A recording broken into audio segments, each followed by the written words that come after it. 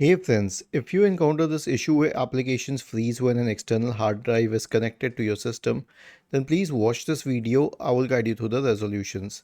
Now I'll tell you the reason. That drive must be an HDD drive. Okay, now I'll tell you why an HDD drive is a very risky one. An HDD drive is a very risky one because it has sectors, it is an older model, and it is not very popular these days, and these usually get bad with time.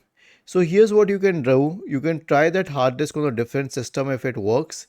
If it works, then you can format it. I'll tell you how to format any drive.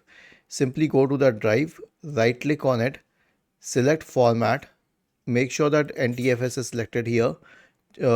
Check this box for quick format and then click on start. Click on OK and format the drive. So this is what you can do with that external drive too, if that helps. And then you will be able to use it for a while. But you know what? I always suggest using a newer technology. And this technology is way more advanced. It is the SSD drive and it's not even expensive these days. So go to amazon.com or for that matter any website, Best Buy or whatever you like, and search for an SSD drive. Okay, you'll get a lot of options here. You can choose any external SSD drive up or that falls into your budget. Was this helpful? If yes, then please subscribe to the channel. If not, then let us know in the comment section of the video on how we could help you further.